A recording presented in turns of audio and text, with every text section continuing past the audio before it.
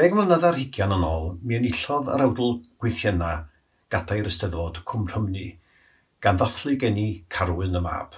Bellach mae Carwyn ei wraig Mari yn rhieni ei hunain i Deio ac yn byw yn Nefyn. Yn yr hen afon, mae pyllau croni o naid ei rhyddid daeth llyfnder iddi.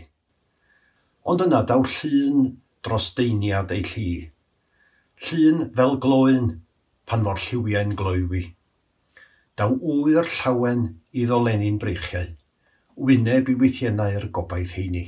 Croesi'r rhiniog mae'r hogyn, bochio i gwrdd ci bach gwyn, rhoi un bys, groes graen i ben, dan i fol, dwyn i fowlen. Bwydo'r gath, mae twmpathau o fat i fat, llon berfau, is y grisiau, i groeso, bws y tŷ, a thynnu tho. Gwyrth i bel, wel, werth y byd, mynd ei bownsio a munud, nes cofio am arch noa, rhy ar llew ar y lleill, wah. Codi tŵr blociau cadarn, yna sioe o'i chwalu'n sarn. Troi at act y sŵn tractor, tiwnio mawr tonau môr o fol yn gwyrdd fel yn gwyn uchaf yw sŵn y cochyn.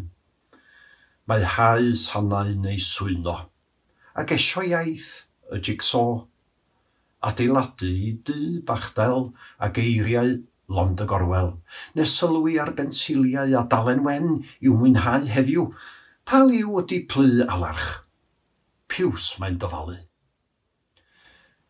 Mae'n llifo drwyddo, drwy hyd, yr un wych, yr un wyb lawn bywyd. Ar wyneb afon mebyd, yr un byw sy'n cyffroi'n byd.